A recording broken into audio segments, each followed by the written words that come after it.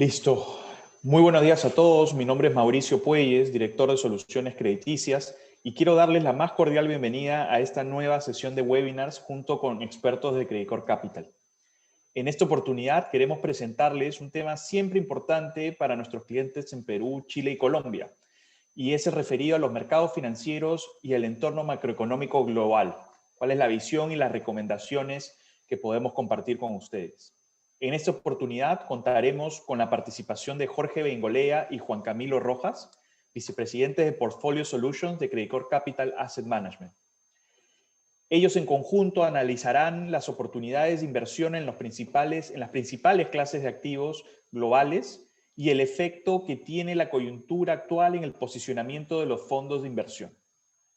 No quiero dejar de mencionar siempre que nuestro objetivo es mantenerlos informados respecto a los hechos más relevantes en economía y finanzas y cómo estos impactan en nuestra estrategia de inversión. Recuerden siempre que pueden realizar las preguntas a través del botón de Q&A que está en la parte de abajo, en la parte inferior de sus pantallas, y estas serán transmitidas a Juan Camilo y a Jorge hacia el final de la exposición. Asimismo, al final del webinar habrá una pequeña encuesta que por favor les pido puedan realizarla a fin de poder seguir mejorando nuestra propuesta de valor. Sin más, les agradezco nuevamente su presencia, su compañía el día de hoy. Le doy pase a Jorge para que empiece con la presentación. Muchas gracias. Gracias, Mauricio. Vamos a hacer primero un breve recuento de los mercados financieros durante agosto, y luego Juan Camilo les va a presentar cuál es el entorno macroeconómico en el que nos estamos moviendo, y después vamos a terminar con cómo eso se aterriza en el posicionamiento recomendado que nosotros tenemos para un portafolio global. Durante agosto, lo que se vio, si lo vemos punta a punta, fue un muy buen mes para los activos de riesgo. Como pueden ver en esta lámina de aquí, las acciones globales rindieron positivamente durante el mes, 2.5%. A pesar de que durante el mes tuvieron un bache.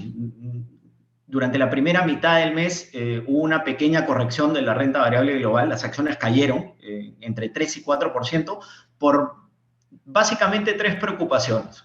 Número uno, el impacto que podía tener el brote de la nueva variante de COVID-19, la variante Delta, en la recuperación económica global y las preocupaciones que eso generaba. Número dos, la preocupación o la inminencia del inicio de la normalización de la política monetaria en Estados Unidos, que como todos sabemos, se volvió bastante expansiva durante el 2020 y ha sido uno de los principales puntales de la recuperación tan marcada que hemos visto, no solamente en la economía global, sino a nivel de clases de activos, ¿no? En particular de las acciones. Había esta inminencia o esta preocupación de que este estímulo se podía empezar a retirar. Y en tercer lugar, la preocupación de que la economía china desde fines del año pasado se ha venido desacelerando, y esto se acentuó en los últimos 2 meses, durante julio y agosto, tomando en cuenta además que había un nuevo embate del gobierno chino en cuanto a la regulación de diversas industrias, ¿no? Y esto generó una preocupación adicional. Esto se materializó en una corrección, como digo, de las acciones durante la primera mitad del mes, pero hacia la segunda mitad del mes, y como ha venido sucediendo durante el último año y medio más o menos, en general los partícipes de los mercados financieros tomaron esto como una oportunidad de compra, lo cual hizo que las acciones y los activos de riesgo en general reboten rápidamente. De hecho, en el último año y medio, las acciones globales no han tenido una caída más grande o más profunda de 5%, lo cual es bastante inusual en el mercado de renta variable, pero de alguna forma habla sobre cuán estimulativa ha sido la política monetaria en el mundo y cuán grande en general es el apetito por riesgo entre los inversionistas, ¿no? Cualquiera de estas oportunidades, estas pequeñas caídas, parece ser tomada como una oportunidad de compra. A esto hay que sumarle el hecho de que, en particular, de los tres puntos que les mencioné, uno puntualmente, el de la política monetaria de la Reserva Federal, de alguna forma se diluyó hacia la segunda mitad del mes, producto de un discurso que dio el presidente de la Reserva Federal, Jerome Powell, en Jackson Hole, que es un simposio, una conferencia de los principales banqueros centrales del mundo, y que de alguna forma se considera como una hoja de ruta de qué cosa es lo que van a hacer los banqueros centrales con la política monetaria para los siguientes 12 meses, ¿no? Y aquí Jerome Powell fue bastante enfático en señalar que, si bien estaban empezando a haber indicios que los llevaban a considerar un inicio del retiro del estímulo monetario, esto seguía bajo evaluación, iba a estar sujeto a la recuperación económica de Estados Unidos, que ellos puedan ver una recuperación robusta, en particular en el mercado laboral. Y eso, número dos. Y número tres, que esto no significaba que iban a empezar a normalizar la política monetaria de una manera demasiado agresiva. Esto de alguna forma trajo calma a los mercados y se vio, como dije, ¿no? Rápidamente reflejado en la recuperación de la renta variable global, que, como pueden ver ahí, rindió 2.5% en el mes, continuando con la tendencia que ha tenido todo el año. Entrando ya un poquito más en detalle en cuanto a regiones, los principales líderes, además de Estados Unidos, que es la bolsa más importante, fueron Japón y Asia emergente. En el caso de Japón, creo que el impacto está básicamente explicado por el hecho de que, dentro de las economías desarrolladas, es una de las que más rezagadas venía en cuanto a recuperación de actividad económica. Eso lo vamos a ver con Juan Camilo un poquito más adelante.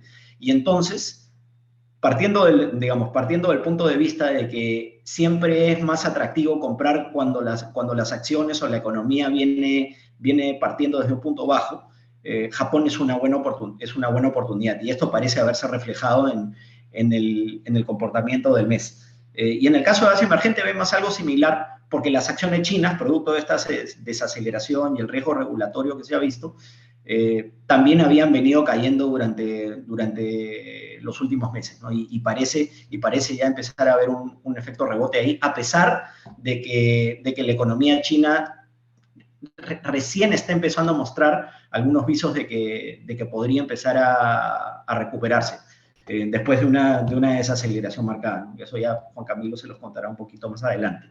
Y en la renta fija, ya para no extenderme mucho, también vimos un comportamiento similar, en el que las categorías de mayor riesgo crediticio fueron las mejor comportadas en el mes, ¿no? Eso es un poco lo que se vio durante los mercados financieros, en los mercados financieros este mes. Un bache durante las primeras semanas, que después se revirtió hacia el final de mes y que hizo que la foto del mes sea en general bastante positiva, ¿no? Eso, dale, Juan Camilo, para hablar un poquito más de la situación macro. Vale, Jorge, gracias. Bueno, eh, como les decía Jorge, pues hubo un gran evento durante agosto, y eso pues tuvo que ver nuevamente con las preocupaciones que causó el repunte de los casos de COVID derivados de la variante Delta. Aquí vemos dos ejemplos en cuanto a desarrollados y particularmente. Y aquí, por ejemplo, en desarrollados, pues se ve el repunte que tuvo Estados Unidos, porque ha tenido en el número de casos. Entonces, pues fíjense que venía con algo bastante controlado hasta el mes de junio y algo de julio, y a partir de ahí empezó con un gran repunte. Entonces, pues esa preocupación sobre Estados Unidos, que ahora más adelante vamos a ver que se ha materializado en una expectativa un poco menos optimista de crecimiento económico para esa economía, aunque todavía robusta y desde luego importante en lo que va a ser hacia adelante, pero efectivamente ha tenido una merma, digamos, un poco frente a lo que era en los meses anteriores. Fíjense también lo que ha pasado en otras economías, como es el caso de algunas europeas, en el caso incluso Reino Unido, fíjense que venía disminuyendo el número de casos y vuelve a incrementar. Suiza, que está por acá, también con algún repunte. Entonces, pues todo eso al final, evidentemente lo que hace es que surjan estas preocupaciones sobre lo que puede ser el crecimiento económico y la normalización o la recuperación, la dinámica de recuperación que traíamos fuerte durante algunos meses de este año, en particular para Estados Unidos durante todo el primer semestre de este año. Fíjense la historia de Latinoamérica. Aquí, en cambio, con excepción de México, todas las economías hemos venido mostrando una disminución en el número de casos. ¿Listo? Entonces, esto también ayuda a que, asimismo, como en las regiones donde se está viendo un efecto, un impacto importante de la variante Delta, las expectativas de crecimiento hayan mermado un poco, en nuestras economías lo que ha venido sucediendo desde hace algunos meses atrás, porque fíjense que desde mayo, junio, ya empezamos a tocar los picos y a disminuir, se empezó a ver efectivamente una disminución en el número de casos y eso desencadena una revisión al alza en las expectativas de crecimiento. Varios países, entre ellos los tres andinos, tanto Colombia, Perú y Chile, han recibido en general revisiones al alza en sus expectativas de crecimiento, derivados de que el arranque de las economías se está haciendo tal vez un poco más rápido. Esto se complementa con la visión que tenemos de lo que ha pasado en los temas de vacunación. Entonces, aquí nosotros tenemos una unidad teniendo en cuenta el ritmo actual de vacunación que están teniendo las Juan Camilo, se está yendo el audio. No sé si puedes ajustar el micrófono. ahí mejor. No, sigue sin escucharse.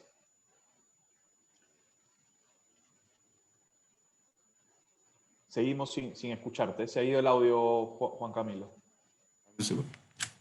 ¿Ahí me escuchan mejor? Ahora sí se escucha. Dale, parece que son los audífonos. Me vas avisando, por si acaso. De acuerdo. Entonces, ahí esto se complementa, como les digo, en la visión que tenemos con el tema de vacunación. Particularmente, estos son meses para alcanzar los porcentajes de vacunación de la población, el 50 o el 70%. Y fíjense que en realidad en los mercados desarrollados principales ya estamos casi más cerca de la inmunidad de rebaño que de la mitad de la población, digamos un poco. Y acá se destacan economías como Australia, por ejemplo, Francia, incluso Italia, España, etcétera, que ya están, en el caso de España, ya alcanzó la inmunidad de rebaño. ¿Listo? Y algunas como Estados Unidos, que venía muy acelerada durante buena parte del año y que recientemente ha frenado el proceso o en el proceso de vacunación. Y esto pues ya se debe es a que las personas han sido un poco menos, digamos, o han estado un poco menos dispuestas a recibir las vacunas por diferentes motivos. Entonces eso hace que sea más difícil. Fíjense, por ejemplo, Suiza, que también lo veíamos con número de casos crecientes atrás con la variante Delta, que todavía le faltan cerca de 8 meses. Alemania incluso también aparece acá con 5, casi 6 meses hacia adelante. Si uno se va a los mercados latinoamericanos, aquí hay bastante divergencia. Argentina y Brasil estarían a casi 2 meses de lograr esa inmunidad de rebaño. Chile ya lo logró. Colombia estaría más cerca de 9 meses hacia adelante. México 10. México, fíjense que también es otro de los que estaba afectado por el tema de la variante Delta. Y Perú también cerca de 9 meses adelante. Dentro de los asiáticos, entonces ahí tenemos China, por ejemplo, que ya logró la inmunidad de rebaño, India, que estaría casi 5 meses adelante, Indonesia más de 6 meses adelante, Filipinas y otros como Rusia incluso por encima de 8 o 9 meses para lograr esa inmunidad de rebaño. Entonces vamos en la ruta, evidentemente esto va a tomar tiempo, pero pues la idea es que ojalá se logre en el menor tiempo posible para que eso ayude efectivamente a reafirmar la recuperación. Teniendo en cuenta eso, pues lo que les contaba un poco, ¿qué ha pasado en términos de expectativas económico? Entonces, fíjense lo que es Estados Unidos. Estados Unidos tenía hasta el mes pasado una expectativa de crecimiento del 6%, ha disminuido marginalmente al 6.2%. Si uno empieza a revisar, digamos, como el detalle de los contribuyentes a esa expectativa de diferentes bancos de inversión a nivel global y obviamente especializados en Estados Unidos, uno encuentra que incluso hay cifras que ya están por debajo del 6%, entonces aproximándose al 5.8, 5.9, y todo esto se deriva de esta expectativa de corto plazo de lo que está causando la variante Delta. ¿Qué hemos encontrado también?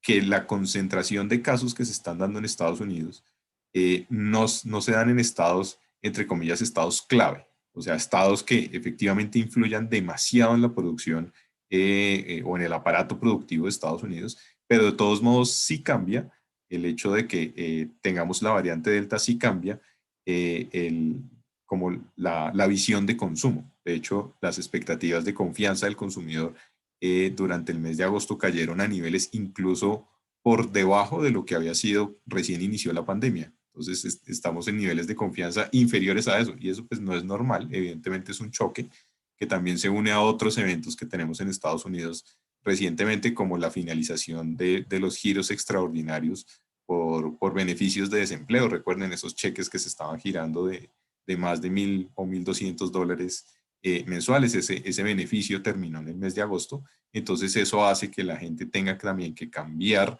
su expectativa, volver al mercado laboral, pero esa vuelta al mercado laboral en medio de algunas restricciones que pueda estar causando la variante Delta, pues hace más difícil el conseguir trabajo para esas personas y mantener su nivel de ingresos y de gastos. Entonces, eso es lo que hace al final que esa expectativa se vea menos optimista. Igual sigue siendo, como les digo, bastante buena y fíjense lo que está también para el próximo año, 4.5%. En los mercados emergentes, básicamente tenemos como las dos visiones que veíamos allá, emergentes Asia con algo de recuperación, con algo de revisión, perdón, a la baja, por el lado de Asia emergente de 7.6 a 7.5, que está básicamente explicado por China. Y por el lado de Latinoamérica, fíjense que seguimos mejorando. Pasamos de 6.1 a 6.2 para el año 2021, en el año 2022 marginalmente a la baja, pero en realidad venimos como con más ímpetu en la recuperación en el corto plazo o en lo que ya resta para el año 2021. Entonces, eso es una buena noticia. Eso también nos hace favoritos dentro de la posición, digamos, de activos a nivel global. Tenemos nuestra coyuntura local y digamos que es de toda la región con los temas políticos en cada uno de los países, pero de todos modos la recuperación económica se está dando en buena forma. En el más corto plazo y con los indicadores líderes, fíjense que acá tenemos también el mundo, cómo va. Recuerden que este indicador por encima de 50 puntos me implica que la economía está creciendo.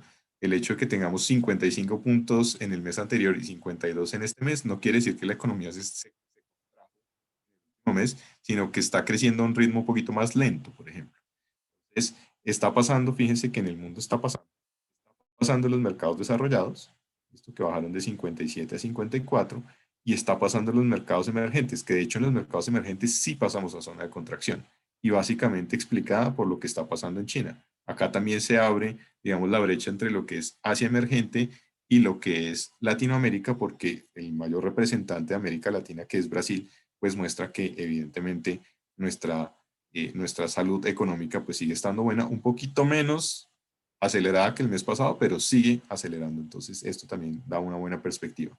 Y para resaltar lo que está pasando en India, recuerden que India tuvo el efecto fuerte de la variante Delta ya hace un par de meses atrás y recién ya está repuntando gracias a la recuperación que ha tenido en movilidad de las personas y obviamente en la reactivación del aparato.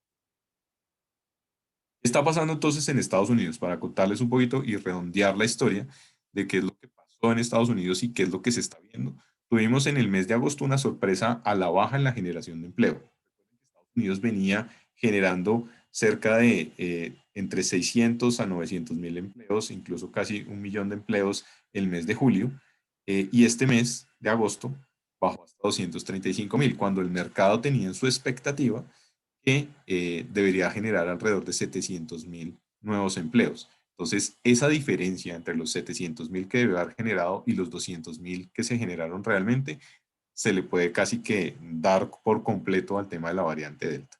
Entonces, esa recuperación en el empleo, sobre todo en el empleo asociado al sector servicios, se vio mermada un poco por el tema de la variante Delta. Entonces, recuerden que normalmente cuando tenemos otra vez niveles de contagio altos, se generan restricciones de aglomeración de personas y eso va sobre todo a afectar al sector servicios. Entonces, todo el tema de entretenimiento, etcétera, digamos que es lo más afectado. Y ahí es donde particularmente se dio como esa disminución en la generación de empleo.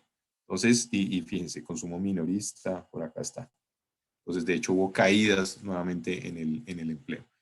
¿Qué estamos esperando nosotros hacia adelante? Que esto se vaya recuperando. Digamos que lo que vemos es que efectivamente es un tema temporal, que la variante Delta sí está teniendo un efecto en las expectativas, que sí está frenando un poco el ímpetu que traía la economía de Estados Unidos, sobre todo en términos de consumo, pero que hacia adelante, evidentemente lo que estamos viendo es que esto debería recuperarse. Esto se da además en un entorno donde la inflación parece haber alcanzado su máximo. Recuerden que teníamos otra coyuntura que venimos arrastrando todo este año y es la evolución de los precios. Entonces, una economía creciendo o que se disparó rápidamente en sus expectativas, que ahorita está dando expectativas, pero que la inflación sigue muy pegada arriba. Entonces, eso da, digamos, como señales o alrededor de, bueno, es una economía que se va a tener una inflación muy alta y su crecimiento se va a acelerar rápido, que eso se llama un fenómeno, en economía lo conocemos como estanflación, eh, que ahí casi que mm, digamos, como que le deja las manos atadas un poco al Banco Central, porque si la economía se desacelera muy rápido y tiene que subir tasas para controlar inflación, pues lo que hace es que casi que la economía entre en un periodo o de crecimiento muy bajo o incluso generar una recesión. Entonces, pues eso es otro fenómeno diferente. Obviamente cambiaría toda la expectativa. No lo estamos viendo así. Lo que estamos viendo es que efectivamente ya la inflación estaría alcanzando su máximo. Hacia adelante debería estar un poco permanente, si se quiere, entre comillas permanente, porque no lo estamos viendo más allá de este año, pero debería ir lentamente este año disminuyendo y el otro año sí ajustándose bastante a la baja para llegar nuevamente a niveles más aceptables para el Banco Central. Eso se va a dar en medio también de lo que es el proceso de ajuste de política monetaria. Como lo explicaba Jorge, en el simposio de banqueros centrales habló la Reserva Federal diciendo, ojo porque una cosa es que las condiciones macroeconómicas ya nos estén dando señales para iniciar el tapering de los giros de liquidez hacia el mercado. Y ojo que estoy hablando de disminución, no de sacar. Entonces, son dos temas bien diferentes. Y también dijo, el hecho de que arranquemos disminuyendo los giros de liquidez hacia el mercado no implica necesariamente que tengamos que subir tasas al mismo tiempo o justo después de que terminemos ese proceso. Entonces son dos cosas que son complementarias, pero que no necesariamente tienen una temporalidad como tan definida de que una vez termine el tapering va a subir tasas, sino que termina el tapering, se siguen evaluando las condiciones y se ve si efectivamente da para subir tasas de interés. ¿Qué quiere decir eso? Que el proceso de normalización monetaria va a durar bastante, por lo menos el próximo año entramos en tapering, que todavía siguen siendo giros de liquidez a menor velocidad, pero giros de liquidez, y subidas de tasas se empezarían a dar en el 2023. Entonces, nosotros tenemos la expectativa de que esas subidas de tasas de interés deberían darse de manera bastante gradual. De hecho, para el 2023 estamos esperando solamente 50 puntos básicos de incrementos en la tasa de política monetaria, lo que quiere decir que incluso pudiera ser en el segundo semestre del 2023, lo que quiere decir que todavía tenemos un proceso largo de normalización monetaria. Acá nosotros pues siempre caprichosamente cruzamos lo que es la liquidez mundial con la evolución del índice de renta variable global o de acciones global. ¿Listo? Entonces fíjense que hay pues efectivamente una coincidencia en la medida en que tenemos liquidez en el mundo, pues evidentemente los activos de riesgo se benefician. ¿Listo? Aquí traemos un ejemplo con la renta variable, pero en general, como lo mostraba Jorge también al comienzo de la tabla resumen, cuando el presidente de la Reserva Federal dijo que efectivamente no había ningún afán en iniciar el proceso de normalización monetaria, pues los activos de riesgo reaccionan al alza. ¿Por qué? Porque ven este tipo de cosas, que la liquidez va a permanecer por mucho más tiempo y eso va a beneficiar efectivamente este tipo de... Esto es lo que les acabo de contar. Tasas de interés al alza, sí, pero con mucha gradualidad. Fíjense que para los próximos 12 meses la expectativa es que las tasas de interés permanezcan casi iguales, 5 puntos básicos. No es demasiado para los otros bancos, entre 10 y 15 puntos básicos, lo que quiere decir que no alcanzaría casi que ni a una subida en realidad durante el próximo año. Esto simplemente es ajustes de expectativas, teniendo en cuenta que 2 meses adelante ya estaremos hablando del último trimestre del año 2022, donde ya sí se empiezan efectivamente a abrir las expectativas de cuál es el siguiente paso después de que se finalice el proceso de tapering, por ejemplo, en Estados Unidos.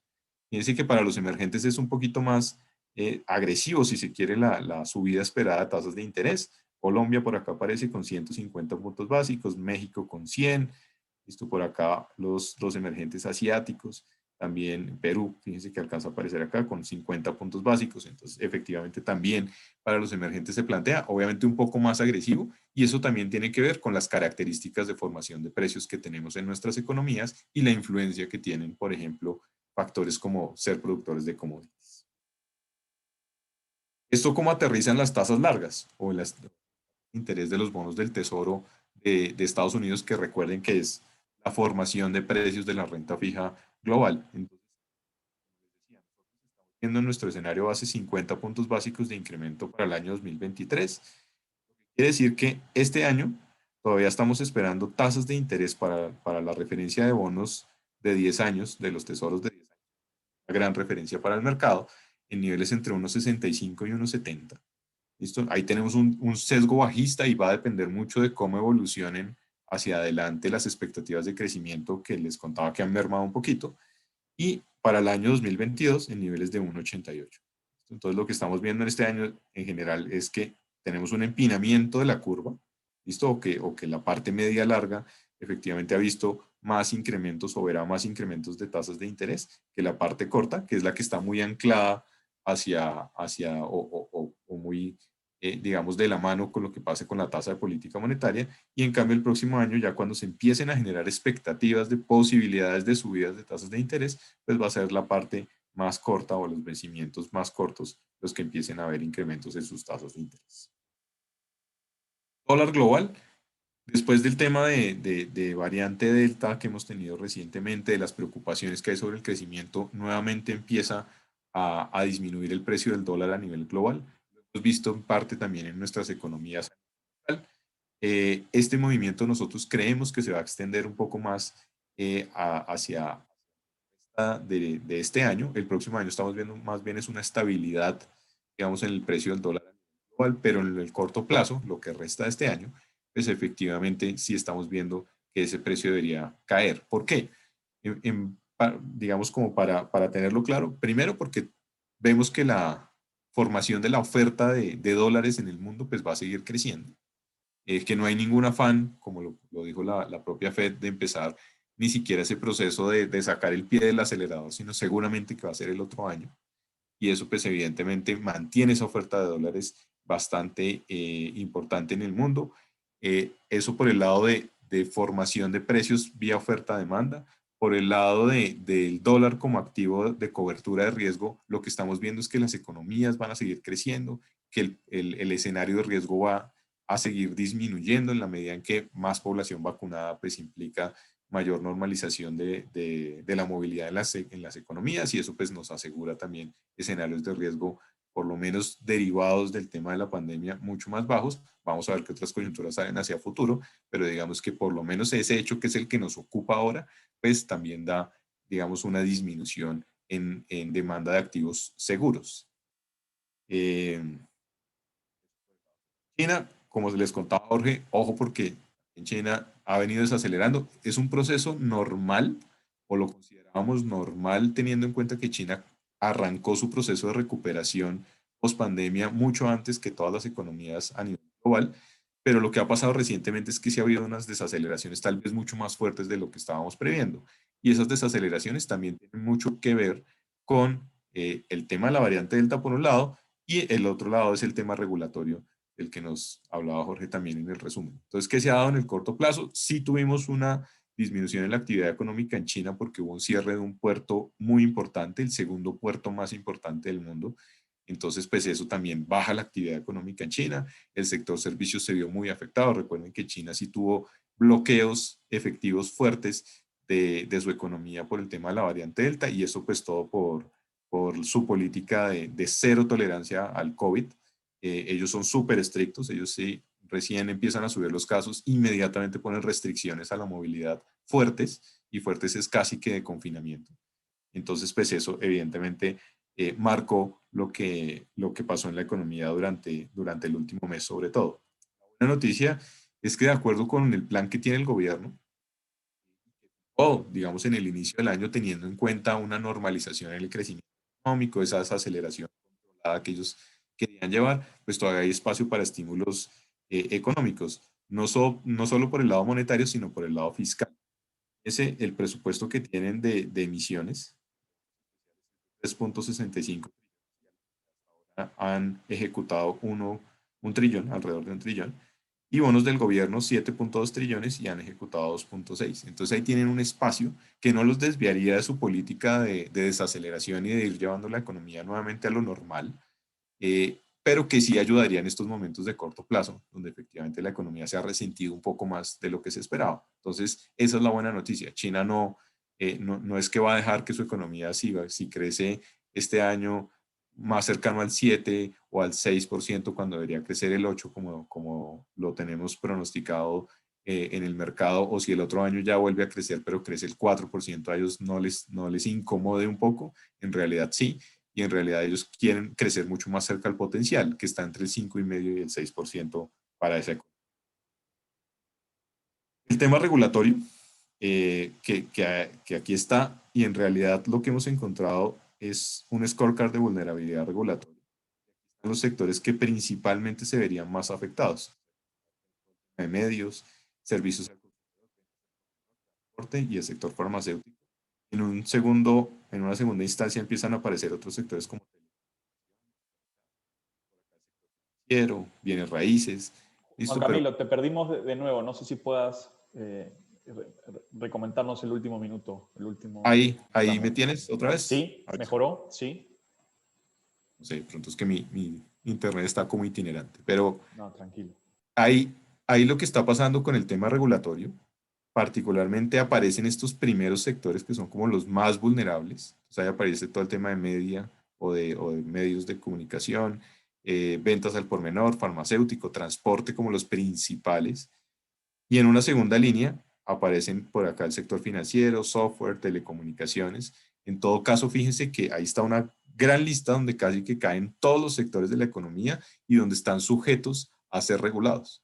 Entonces, hay algunos que van a ser más vulnerables con el tema regulatorio que ofrece o que está proponiendo el gobierno chino, hay otros que menos, pero en realidad pues son todos los sectores.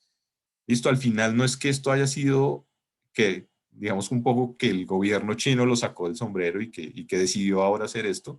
Esto era una política que venía del año 2019, se retrasó con ocasión de la pandemia, pero ahora continúa y pues evidentemente ahora es que se están viendo sus efectos. Entonces, eso es para tenerlo en cuenta, obviamente, y a la hora de estar posicionados en mercados asiáticos y particularmente en China, pues para tener dentro de la ecuación, digamos, todo este tema regulatorio. India es el que nos ha sorprendido, como les decía al principio. El tema de movilidad ha evolucionado bastante bien y eso ha hecho que nuevamente la economía vuelva a repuntar. Dice que ellos tuvieron como cerrando el segundo trimestre o durante el segundo. Recientemente con la reapertura lo que se ha dado es un nuevo repunte de la economía. Pinta bien, pinta que debería seguir evolucionando bien.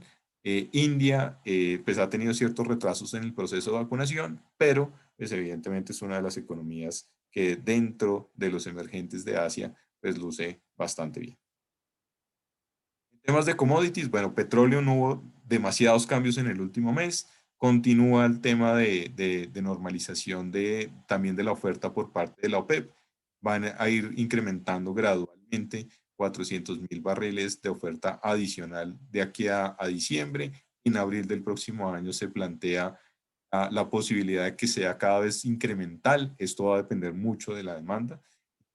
Por ahora lo que estamos viendo es que tenemos precios del petróleo que pueden ser altos, pero no vemos que eso siga, digamos, evolucionando de manera unidireccional al alza, sino que ya empezarían mucho más a encontrar unos techos y en los años siguientes a encontrar precios del petróleo que pueden ir más alrededor de $70, después $65 y estabilizarse más en el largo plazo alrededor de los $60.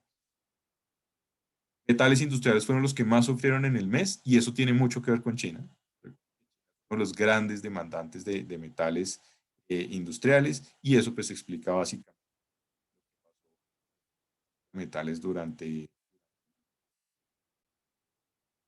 Jorge, te doy la palabra ya para que lo aterrices un poco más en activos y ya.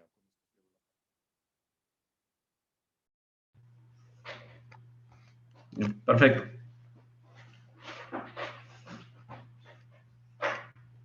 Ya, gracias. A ver, y esto creo que está en línea con lo que ya habíamos conversado y lo que les he estado comentando Juan Camilo sobre la situación macroeconómica del mundo. El hecho de que la economía mundial se esté recuperando de la crisis del COVID-19 y todavía vaya a crecer por encima de su nivel de tendencia, ha tenido un impacto positivo en el rendimiento de las acciones sobre los bonos. En términos simples, mientras mejor va la economía mundial, mejor deberían rendir las acciones y peor deberían rendir los bonos. Y esto es un poco lo que se ve aquí, ¿no? Este es un índice que muestra ese retorno relativo de acciones sobre bonos. Y lo que podemos ver aquí es cómo correlaciona eso con el PMI de manufactura, que es un indicador de actividad económica de corto plazo. Y ahí vemos cómo la correlación es positiva, pero en los últimos meses, de repente lo que hemos visto es que las acciones han rendido en relación a los bonos más de lo que se hubiese esperado, si es que vemos el indicador de PMI de manufactura, ¿no? Que como ven ahí ha tenido una ligera contracción en los últimos meses. A ver, como les explicó Juan Camilo, esto no es un motivo particular de preocupación porque estos indicadores todavía están por encima de niveles de 50, lo cual indica que la economía mundial todavía se expande, pero a un nivel un poquito más bajo que al que se expandía hace algunos meses. Entonces, aquí creo que el mensaje que hay que tener en cuenta es que las acciones deberían estar bien sostenidas todavía, producto de que la economía mundial viene bien, pero dado que ya parecemos haber llegado a un pico de la tasa de crecimiento, es probable que esta performance de las acciones sobre los bonos de repente se modere un poquito, ¿no? Y ya no veamos esas diferencias tan marcadas en donde las acciones rinden 20% y los bonos rinden 1 o 2%, ¿no? Esas diferencias seguramente van a estar más acotadas hacia adelante. Pero dado que todavía estamos en un entorno de crecimiento, mantenemos una moderada preferencia de las acciones sobre los bonos. Podemos pasar, por favor, Juan Camilo. A ver, y aquí, en estas siguientes dos láminas, creo que vemos un poquito de detalle de cómo han rendido las acciones, tanto en el mes de agosto como en el año, desagregando país por país. Durante el mes de agosto, como les contaba al principio, lo que vimos entre las economías más grandes fue que Estados Unidos y Japón fueron de alguna forma los líderes. Estados Unidos, por el hecho de que tiene una composición sectorial dentro de su bolsa que se favorece más cuando las tasas de interés no suben mucho. Y el hecho de que la Reserva Federal haya tenido el presidente de la Reserva Federal haya calmado un poco los mercados, se aseguró de que las tasas de interés no suban demasiado y por lo tanto esta composición sectorial favorezca a Estados Unidos. Mientras que por el otro lado Japón, como les decía, al ser la economía desarrollada más rezagada, tiene más espacio para subir y esto se ha empezado a ver durante el mes de agosto, ¿no? Y finalmente, las economías asiáticas también, dado el golpe que habían sufrido en los últimos meses producto de estas preocupaciones respecto a China, estaban bastante golpeadas, como digo, valga la redundancia, y empezaron a remontar durante el mes de agosto, ¿no? Esto probablemente es algo que se pueda prolongar, aunque hay que tener en cuenta aquí que las acciones asiáticas, como vamos a ver en una lámina posterior, no necesariamente están demasiado baratas, aunque están bastante más baratas de lo que estaban hace algunos meses, ¿no? Y esto lo podemos ver con el hecho de que han sido en el año de las que peor han rendido. Y en cuanto a Estados Unidos, a nivel sectorial, creo que es importante ver esto porque, como seguramente saben, las acciones de Estados Unidos pesan aproximadamente 60% de la capitalización bursátil de todas las acciones que cotizan en bolsa del mundo, ¿no? Entonces, creo que vale la pena entrar a este nivel de detalle dentro de Estados Unidos, ¿no? Y como les decía al principio, en el mes de agosto, que son las barras azules, las categorías que más se favorecen con tasas de interés a la baja, el sector tecnología, servicios de comunicación, servicios básicos, fueron de las que mejor rindieron en el año. De alguna forma, el sector que rompe con esta tendencia es el sector financieras, que se favorece cuando las tasas suben.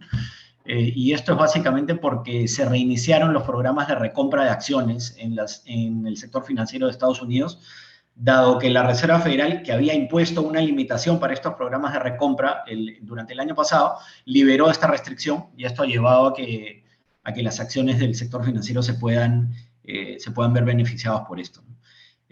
Nosotros pensamos que, solo como un comentario final respecto a esto, nosotros todavía le estamos dando dentro de nuestro posicionamiento en renta variable una preponderancia a los sectores más cíclicos de la bolsa de Estados Unidos, en particular el sector financieras, energía y materiales, que han rendido bastante bien en el año, aunque en el caso de materiales y de energía no particularmente bien en agosto. Esto es porque consideramos que la economía de Estados Unidos, si bien ya puede haber llegado a un pico de crecimiento, todavía va a mantener un impulso fuerte al alza, una vez que el embate de la variante Delta pueda pasar y por lo tanto el mercado laboral, que es probablemente la principal preocupación dentro de la economía de Estados Unidos hoy, se empiece a normalizar hacia fin de año, ¿no? Y eso es un poco lo que les contaba Juan Camilo en su exposición. Igual, el hecho de que ya hayamos alcanzado un pico quiere decir que tiene un poco de sentido empezar a moderar esta exposición cíclica y empezar a buscar alguna apuesta en un sector un poquito más defensivo que pueda protegerse mejor en un entorno en el que la economía de Estados Unidos empiece a crecer a tasas un poquito más bajas. Y esto creo que se ve claramente en el gráfico de la derecha de acá, en el que, a ver, vemos cómo lo que este gráfico muestra es una desagregación de las fuentes de retorno de la bolsa de Estados Unidos, o de cualquier bolsa en realidad, ¿no? Una es, obviamente, las utilidades que generan las empresas, que es esta sombra que ven aquí abajo, que tuvo una fuerte caída en 2020 y una recuperación bastante marcada desde mitad del año pasado. Y la otra es el múltiplo al que transan estas utilidades. ¿Qué quiere decir esto? Las empresas generan un monto determinado de utilidades, pero las acciones lo que hacen es multiplicar, al momento de definir un precio, es multiplicar estas utilidades actuales y esperadas que generan las empresas por un múltiplo, ¿no? Un factor que es determinado por condiciones de mercado y que obviamente está influenciado por el sentimiento, ¿no? y también las condiciones monetarias. Mientras más alto sea ese múltiplo, más alta va a ser la acción y más vamos a estar pagando por el derecho a recibir las utilidades que genera una empresa, ¿no? Es un poco como funciona esto. Y como pueden ver aquí en la línea anaranjada, el salto en este múltiplo durante el 2020 fue bastante marcado, bastante marcado, y fue el principal factor que explicó la performance de las acciones de Estados Unidos durante el año pasado. Pero como pueden ver, es algo que se ha estabilizado rápidamente y de hecho ha empezado a caer un poquito, ¿no? Por lo que el principal factor que explica el rendimiento de las acciones de Estados Unidos en estos últimos meses es claramente la recuperación de las utilidades, que como pueden ver ha sido una línea recta hacia arriba casi desde la mitad del año pasado. Sin embargo, el hecho de que ya hayamos alcanzado un pico de crecimiento en Estados Unidos hace que esta recuperación de utilidades probablemente se pueda moderar un poco y por lo tanto el impacto en los sectores de mayor sensibilidad al ciclo económico sea particularmente marcado, ¿no? Y entonces esto es lo que nos empuja a empezar a mirar sectores que tengan menor sensibilidad y por lo tanto puedan ayudar a proteger un portafolio de renta variable global. Eso en cuanto a la renta variable de Estados Unidos. En cuanto a la renta variable de la eurozona, lo que sucede es un poco lo contrario. La eurozona, como pudimos ver en la lámina en la que se habla de PMIs, los niveles de actividad económica se están sosteniendo mucho mejor que en Estados Unidos. Y esto se puede ver en las revisiones que se están dando para las expectativas de utilidades, tanto para este año como hacia adelante, ¿no? En este gráfico que señala aquí Juan Camilo, vemos cómo claramente la expectativa de utilidades para el 2021 ha venido siendo revisada sistemáticamente al alza. Y eso en términos absolutos, solo mirando la eurozona. Pero cuando vemos cómo compara esto con las revisiones en Estados Unidos, vemos que también viene al alza, dado el hecho de que la eurozona vino un poco más rezagada en su recuperación económica y por lo tanto tiene más espacio para subir, ¿no? Es un poco lo que de alguna forma nosotros estamos viendo y que explica nuestra preferencia por las acciones europeas respecto a las acciones de Estados Unidos. ¿Podemos pasar, por favor, Juan Camilo? Y esto es algo que también se empieza a ver, como les decía al principio, ¿no? En las acciones japonesas, que dentro de los mercados desarrollados son claramente las que más rezagadas están y están en un punto más bajo de recuperación económica. Y dado que las acciones son, o los mercados de acciones son mecanismos de descuento de expectativas futuras, el hecho de que estén partiendo de un punto más bajo es lo más atractivo que se puede encontrar, por lo menos dentro de mercados desarrollados. Y esto está haciendo que las revisiones, como podemos ver en los gráficos de arriba acá, en esta lámina, estas revisiones al alza generen una oportunidad bastante marcada, positiva, para las acciones japonesas, ¿no? que se van a ver favorecidas con un despliegue bastante marcado, una mejora bastante marcada en el programa de vacunación que se ha venido viendo en los últimos meses, y el hecho de que con el cambio de gobierno que se viene en octubre, o el cambio de primer ministro, que como seguramente saben, el primer ministro Yoshihide Suga ya anunció su dimisión. El cambio de ministro muy probablemente va a traer un impulso fiscal que debería haberse materializado en el crecimiento y consecuentemente en las acciones de las empresas japonesas, ¿no? Y es un poco lo que nos empuja a tomar una apuesta también en este mercado, ¿no? Y quitarle un poco de preponderancia a Estados Unidos y enfocarnos en otros mercados desarrollados, Japón, Europa y también el Reino Unido. Pero acá queríamos mostrarle Japón porque es, de alguna forma, la mayor novedad dentro de nuestro posicionamiento en renta variable. ¿Podemos pasar, por favor, Juan Camilo? A ver, aquí vemos la renta variable de Asia emergente. Creo que, a ver, el punto aquí, lo más importante es ver de repente en este gráfico de la derecha, cómo el 2020, el múltiplo del que les hablaba, ¿no? Este factor por el que se multiplican las acciones que generan las empresas para llegar al precio de las acciones, como el múltiplo se recuperó muy rápidamente durante el 2020, dado que Asia emergente fue la primera región del mundo en recuperarse de la crisis del COVID-19. Pero, sin embargo, como podemos ver también en ese mismo gráfico, durante este año, producto de la desaceleración en China y del impacto que la economía china tiene en la región asiática, estos múltiplos empezaron a corregir fuertemente, ¿no? Esto hacia adelante puede generar una oportunidad, definitivamente por valorización, que era la principal traba o el principal factor negativo que veíamos en esta bolsa durante la primera mitad del año, parece haberse en buena cuenta corregido. Sin embargo, como les contaba Juan Camilo, ¿no?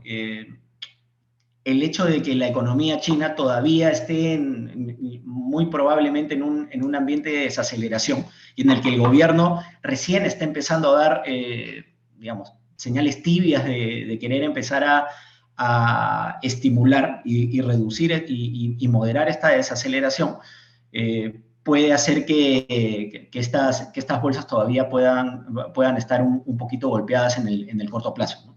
pero definitivamente es una oportunidad que se ha vuelto o que se puede volver más atractiva en el corto o mediano plazo, ¿no? Dada esta corrección que hemos visto durante lo corrido en la primera mitad del año, y que ya empezó a dar, y parece estar empezando a dar señales de moderación, como podemos ver en lo que sucedió durante el mes de agosto. Podemos pasar, Juan Camilo, por favor. En cuanto a la renta fija, ya para terminar y de repente dar un paso a preguntas, lo que vimos durante el mes, enfocándonos primero en el mes, ¿no? Ha sido al igual que en la renta variable, una continuación del apetito por riesgo que han mostrado los distintos inversionistas, producto de por lo cual las categorías de mayor riesgo crediticio fueron las que mejor rindieron en el mes, ¿no? Ahí tenemos mercados emergentes y high yield claramente siendo las categorías que mejor rindieron, que son las de mayor riesgo crediticio, como digo. Incluso en un entorno en el que las tasas base de los bonos del Tesoro del gobierno de Estados Unidos no necesariamente cayeron, ¿no? Pero este ambiente prolongado de apetito por riesgo ha ayudado a que estas categorías sean las mejor comportadas. Y de alguna forma esto favorece nuestro posicionamiento recomendado, dado que reconociendo que estamos en un entorno de crecimiento, de apetito por riesgo y de búsqueda de yield, las categorías mejor comportadas durante el año han sido y muy probablemente van a seguir siendo las de mayor riesgo crediticio, ¿no? Y esto de repente lo podemos ver en las barras melones o naranjadas que ven aquí, en donde el rendimiento en el año ha sido claramente superior en categorías de riesgo crediticio alto. Y el rendimiento de las categorías de menor riesgo crediticio y de mayor duración y que están más expuestas a los que pasen con las tasas base ha sido claramente el peor. Y ahí vemos los bonos del Tesoro de Estados Unidos y los bonos investment grade de Estados Unidos. La figura en renta fija creo que durante el año se puede resumir en eso, ¿no? Y creo que es algo que hacia adelante no esperamos que cambie, por lo menos hacia fin de año. Podemos pasar, por favor, Juan Camilo. Aquí lo que les queríamos mostrar era un poco cuál ha sido la tendencia de las tasas base en el año. En realidad desde el año pasado. Desde mitad del año pasado podemos ver cómo las tasas base, producto de la recuperación económica, subieron fuertemente hasta más o menos abril de este año. Llegaron a un pico, las tasas del Tesoro a 10 años, llegaron a un pico de casi 1.8%. Solo como un pequeño recordatorio, las tasas de interés de los bonos del Tesoro tienen una correlación directa con el crecimiento del PBI esperado y con los niveles de inflación, que como ambos vinieron subiendo fuertemente desde el año pasado, vemos que tuvo un impacto claro en las tasas a las que transan estos bonos, ¿no? Sin embargo, una vez que empezaron a aparecer las preocupaciones de la variante Delta, de la desaceleración china y del probable retiro de estímulo, esto se empezó a moderar en los últimos meses. Pero desde el mes de agosto vemos cómo estas tasas no solamente parecen haber llegado a un piso en aproximadamente 1.3%, sino que ya en estas últimas semanas han vuelto a mostrar una ligera tendencia al alza. De hecho, en lo corrido de septiembre, estas tasas se han acercado a niveles de 1.4, y nosotros, como les contaba Juan Camilo, en línea con la recuperación del mercado laboral y el espacio o la mayor comodidad que va a sentir la Reserva Federal para empezar a moderar su política monetaria, es probable que estas tasas sigan mostrando una tendencia al alza, ¿no? Por lo cual nosotros recomendamos, dentro de la renta fija, mantener un portafolio que tenga poca sensibilidad a tasas de interés y más sensibilidad a riesgo crediticio, ¿no? Que es un poco lo que les mostrábamos en la lámina anterior. Podemos pasar, por favor, Juan Camilo. A ver, de aquí rápidamente, creo que el hecho de que recomendemos un portafolio que tenga baja exposición a tasas de interés también se apoya en el hecho de que los bonos del Tesoro de Estados Unidos en general, si bien con la subida que se vio entre agosto del año pasado y abril de este año en las tasas de estos bonos, se vio de alguna forma como una opción más atractiva dentro de la renta fija. Esta opción, digamos, esta oportunidad parece ya en buena cuenta haberse agotado cuando tomamos en cuenta cómo comparan los bonos del Tesoro de Estados Unidos, lo que pagan los bonos del Tesoro de Estados Unidos respecto a lo que pagan otros bonos de mercado desarrollado. El spread, este retorno adicional que se podía lograr invirtiendo en bonos del Tesoro de Estados Unidos respecto a otros bonos desarrollados, en los últimos meses ya parece haberse comprimido a niveles casi cercanos a cero, ¿no?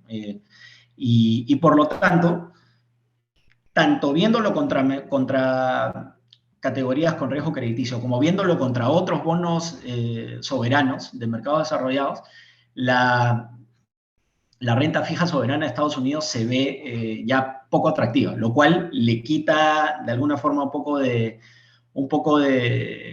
brillo, y deberíamos ver que la demanda por estos bonos seguramente bajará en los próximos meses, lo cual debería hacer que sus precios caigan y que por lo tanto las tasas de interés suban, ¿no?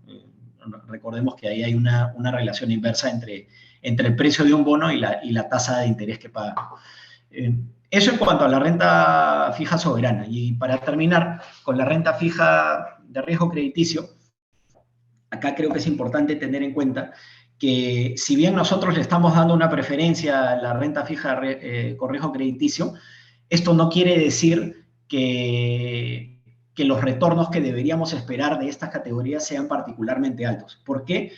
Porque los spreads crediticios respecto a sus valores históricos están en todos los casos en niveles apretados, ¿no? En particular en Estados Unidos, en donde, como pueden ver acá arriba, en bonos grado de inversión y en bonos high yield, respecto a su historia, los spreads crediticios están casi en mínimos históricos, ¿no? Por lo que es muy poco probable que vayamos a ver que estos spreads se compriman más y que, por lo tanto, los precios de los bonos puedan subir. Eso en cuanto a Estados Unidos. En mercados emergentes hay un poco más de espacio, en particular en bonos soberanos, que, como pueden ver aquí abajo a la derecha, están en donde los spreads están de repente en niveles más cercanos a su promedio. Pero en mercados emergentes, en deuda corporativa, en mercados emergentes, los spreads sí están un poco más apretados, aunque no tan apretados como en Estados Unidos. Entonces, dentro de la renta fija, nosotros le estamos dando preponderancia actualmente a high yield y a mercados emergentes, dado que son los que tienen mayor spread y pueden generar un ingreso corriente más alto respecto a lo que genera investment grade o lo que generan bonos soberanos. Sin embargo, acá es bastante importante tener en cuenta que los retornos que se deberían esperar en estas categorías, y por lo tanto la renta fija en general, son bastante más modestos de los que vimos durante el 2020 y durante el 2019, antes de la pandemia, ¿no? Esos retornos de 8 o 10% en un portafolio de renta fija, es muy poco probable que los vayamos a ver repetirse en los próximos 12 meses, ¿no? Es un entorno retador, bastante retador para la renta fija, pero dentro de ese entorno retador, nosotros pensamos que un sesgo hacia riesgo crediticio puede proteger bien estos portafolios, ¿no? Y ya para terminar, por favor, Juan Camilo, aquí estamos resumiendo nuestro portafolio recomendado. Le estamos dando preponderancia a la renta variable sobre la renta fija, aunque la preponderancia se ha venido moderando en los últimos meses. La renta fija, en línea con la expectativa que tenemos para tasas base, la estamos subponderando en un portafolio balanceado. Y ya entrando a estrategias puras, en la renta fija, de nuevo, ¿no? Con la expectativa de tasas base al alza que tenemos, estamos con una fuerte subponderación en tesoros, cortos duración, también cortos investment grade, dado que es una categoría que está bastante afectada por lo que sucede con los bonos del tesoro, y estamos enfocándonos en categorías en donde vemos un mayor atractivo, ¿no? En cuanto a riesgo crediticio, en particular high yield y deuda corporativa de mercados emergentes. Y dentro de la renta variable, estamos con una leve subponderación en Estados Unidos, dado el hecho de que, como les decía, el rally que hemos visto en Estados Unidos es bastante marcado y probablemente quede poco espacio para que se prolongue, por lo menos en la misma dimensión en la que lo hemos visto en el último año y medio, y estamos diversificando nuestras apuestas en renta variable dentro de mercados que vienen un poco más rezagados en la recuperación económica y en donde la valorización es también más atractiva, ¿no? Y el principal cambio es el de Japón, en donde habíamos estado recomendando una posición neutral y en donde hemos pasado a tomar una posición de sobreponderación, reflejando el hecho de que es una economía que está partiendo dentro de las desarrolladas de un punto bastante bajo y en donde ya se empieza a ver señales de recuperación. Y queremos tratar de aprovechar eso en nuestros portafolios de renta variable. Eso es lo que les queríamos contar. Queríamos dejar un espacio para alguna pregunta que puedan tener o comentario. Muchas gracias, Jorge, Juan Camilo, por la presentación. Efectivamente, que damos pase a un segmento de preguntas. De hecho, ya hemos recibido algunas y les recuerdo que para los que deseen participar, en la parte inferior está el botón de Q&A para que nos compartan sus consultas. Nos consultan por acá y de hecho creo que lo comentaron en una parte de la presentación dentro de los sectores en los que ponían foco, uno de ellos el financiero, donde en una situación de subida de tasas se veía beneficiado, pero también nos preguntan, además de ampliar un poco esa idea, ¿qué opinan sobre los fondos inmobiliarios para el futuro del segmento real estate o inmobiliario en general?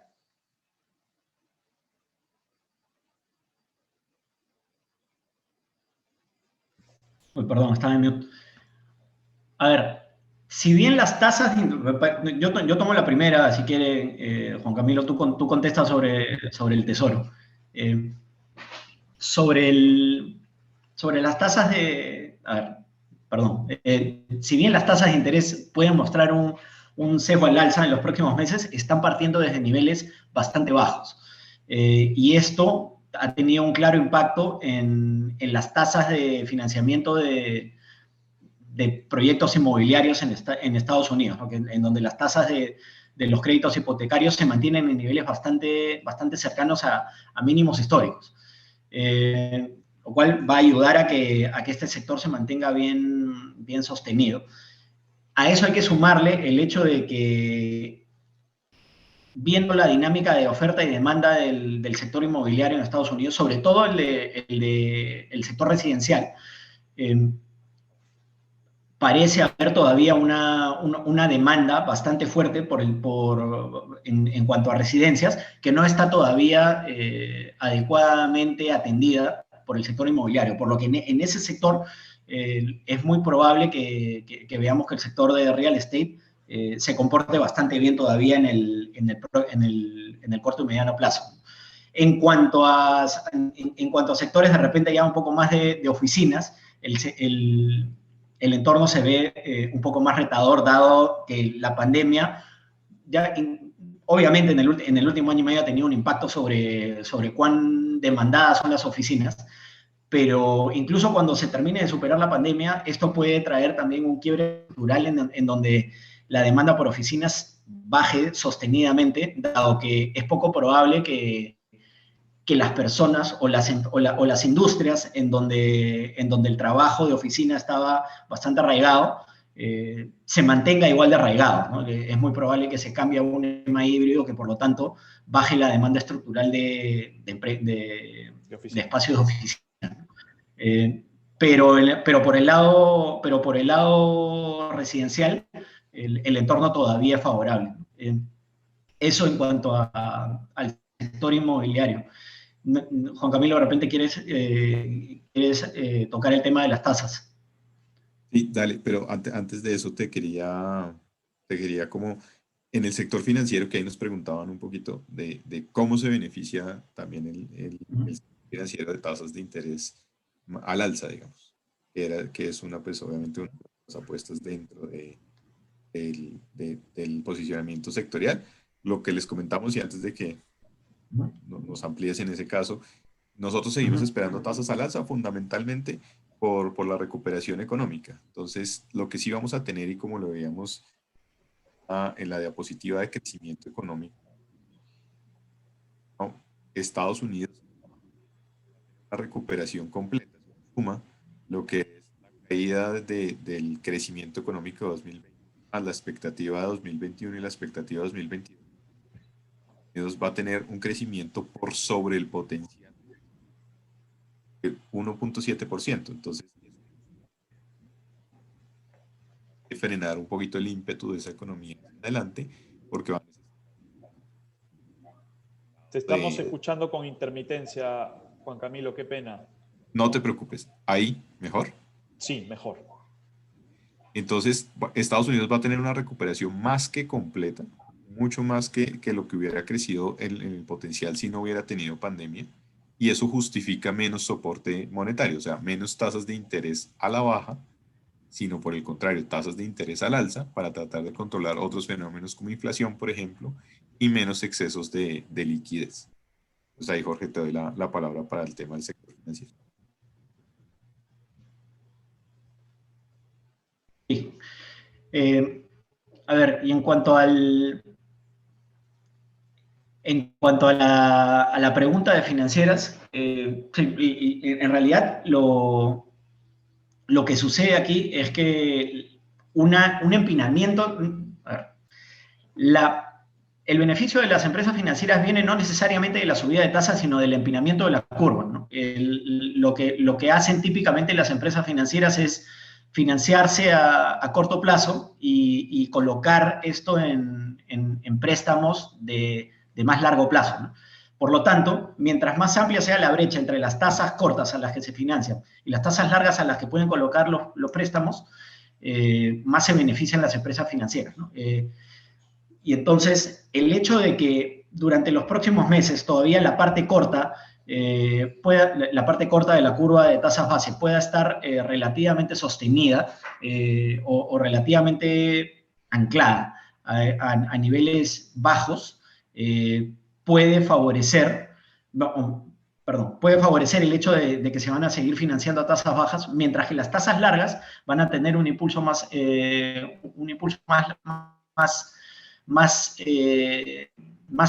hacia el alza, y por lo tanto esta brecha debería todavía de repente ampliarse en el corto plazo.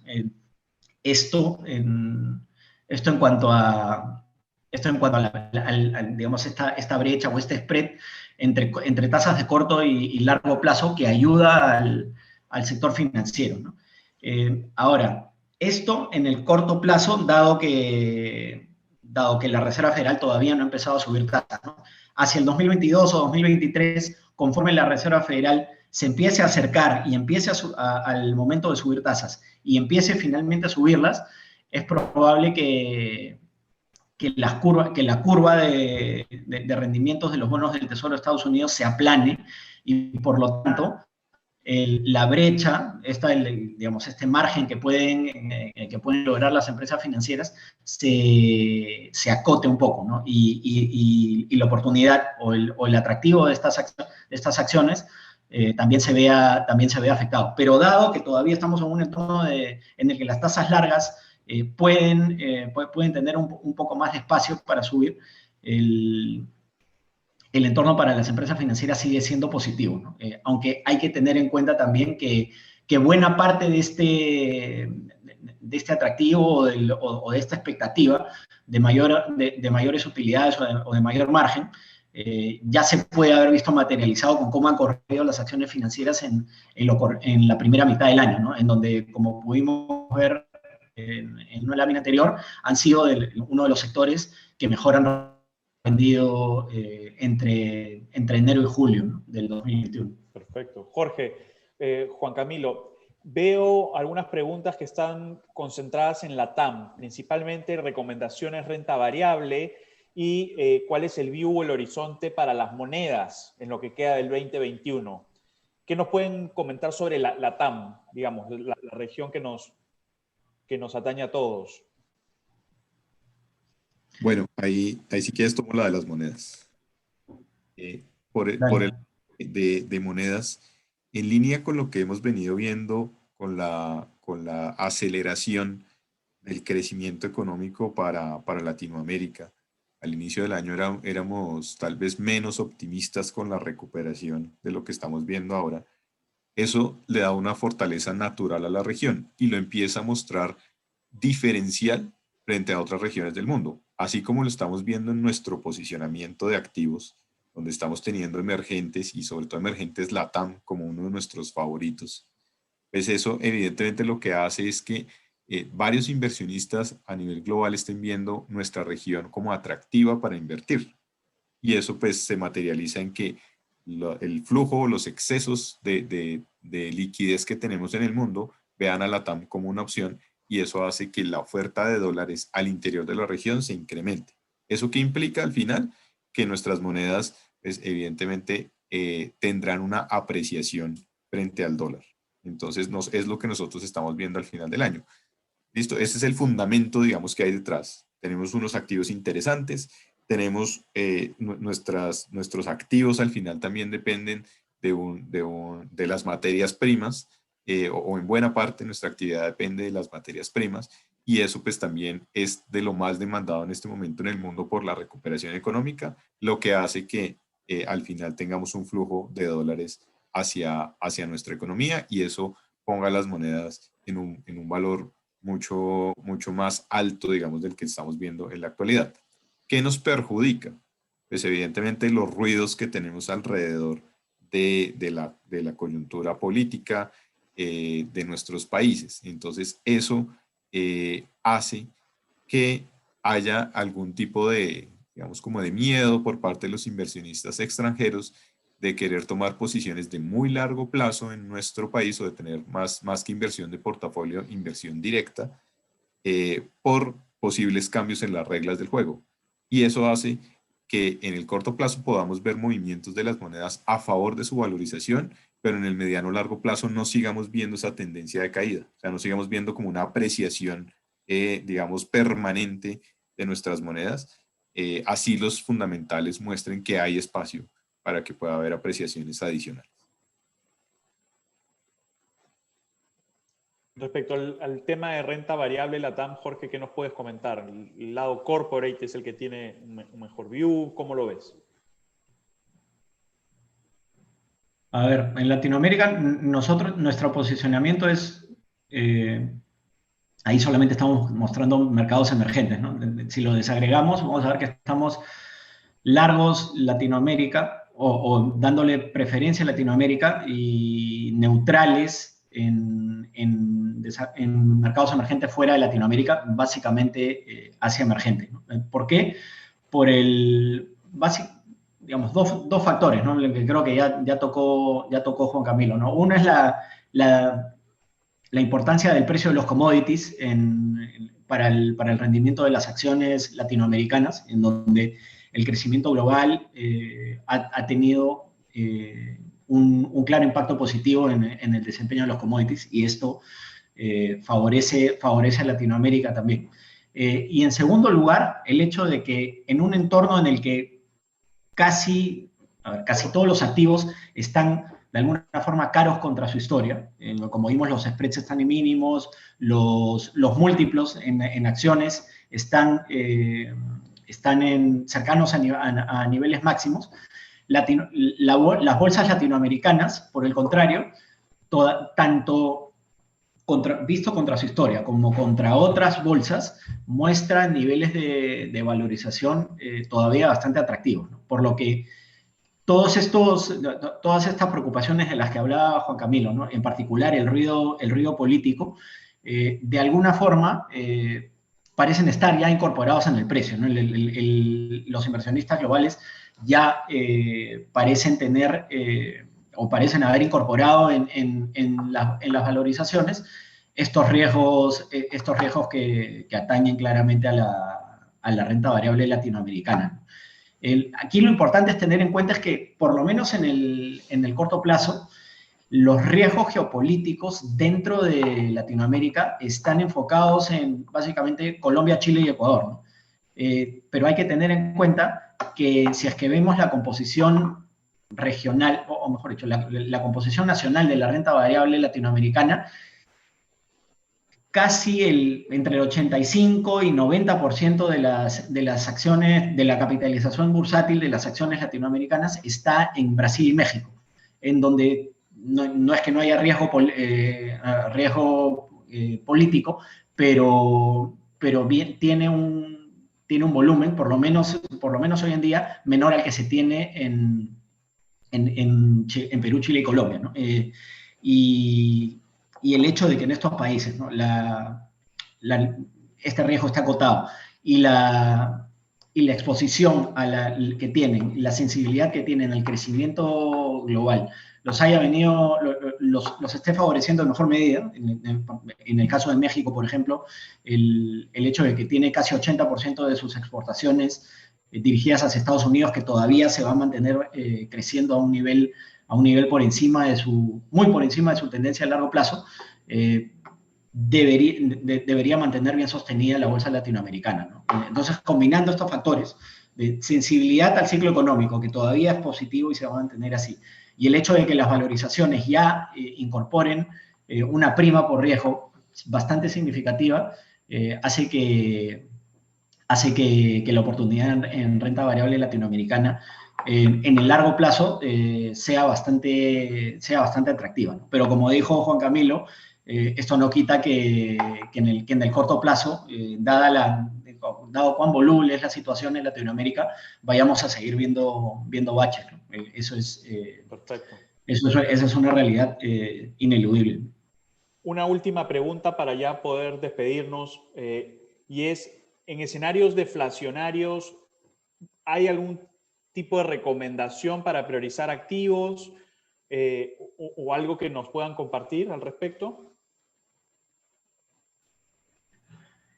A ver, si quieres después me complementa, Juan Camilo, pero a ver, en un escenario deflacionario es muy probable, ¿no? O mejor dicho, es poco probable imaginar un escenario deflacionario en el que la economía mundial esté bien, ¿no? Por lo tanto, lo más recomendable en un escenario así es tratar de posicionarse en activos de alguna forma refugio, que se favorecen con tasas de interés a la baja, ¿no? Y tener poca exposición a sesgo cíclico. Por lo tanto, en un escenario así, claramente los favorecidos serían digamos, la renta fija, en particular los de menor riesgo crediticio, y algunos otros activos refugio, como de repente el oro también. No sé si quieres complementar algo, Juan Camilo. Ojo que, perdón, solo para terminar, no es el entorno en el que estamos ahorita. Por el contrario, la preocupación es que este hipo inflacionario que hemos visto este año se pueda prolongar. Nosotros creemos que no, pero es la preocupación. El entorno inflacionario no es algo que sea una preocupación de corto plazo. Dale, Gracias, Juan Jorge. Camilo. Gracias. Sí, ahí simplemente para complementarte, como tú decías, no es el escenario en el que estamos. De hecho, ahorita más la preocupación de un escenario alterno, si lo tuviéramos en este caso, es que la inflación se quede muy pegada arriba y el crecimiento se siga desacelerando, que como les decía, eso hace más difícil la tarea del Banco Central o de los bancos centrales del mundo. Pero en un escenario de deflación, como decía Jorge, hay que aprovechar es que bajo esos escenarios lo que vamos a tener es nuevamente tasas de interés más bajas, incluso como pasó en Europa, en algún momento tasas negativas, tasas de los bancos centrales incluso en niveles negativos. Entonces eso ayuda para la valorización de los títulos, o sea, de esa compresión de spreads de las que hablábamos, etcétera. Y de eso es una buena cobertura de corto plazo. Ya en el mediano plazo, pues obviamente si nos estabilizamos en un escenario donde la inflación sea de difícil repunte, pues ahí lo que sí vamos a empezar a sufrir un poco es de rentabilidades muy bajas. Fíjense que sin serlo, el cambio que tuvimos del año pasado a este año, sin ser un escenario de deflación ni nada, el año pasado tuvimos inflaciones muy bajitas por cuenta de la contracción del crecimiento económico. tuvimos tasas de interés a la baja, eso favoreció mucho el rendimiento de la renta fija. Y este año, ya que tenemos como el cambio hacia un escenario de recuperación, consolidación de crecimiento económico, inflación, lo que nos quedamos fue con rendimientos bien bajitos de la renta fija. Entonces, un claro efecto ganador en el corto plazo de un escenario de inflaciones bajas o de deflación, pero en el mediano plazo, si eso no cambia rápidamente, en realidad uno sí empieza a ver, o se empieza a ver algo perjudicado en mantener ese tipo de inversiones muy refugio, muy seguras. Buenísimo. Muchas gracias, Juan Camilo. Bueno, como siempre, quiero agradecerles por su participación en esta presentación. Creo que nos ha quedado corta, como siempre, la sesión y el webinar para las preguntas. Esperamos que haya sido de su utilidad y queremos invitarlos a que si tienen más preguntas puedan canalizarlas a través de sus asesores patrimoniales. Les vamos a hacer llegar el link con la grabación de este webinar a través de su correo electrónico. Y por último, no dejar de recordarles que por favor contesten la encuesta que se mostrará al finalizar el webinar, ya que nos sirve de mucho los comentarios y el feedback sobre otros temas de interés para próximas oportunidades que nos veamos. Muchísimas gracias nuevamente por acompañarnos. Nos estamos viendo. Hasta luego. Gracias. Hasta luego. Gracias. Cuídense.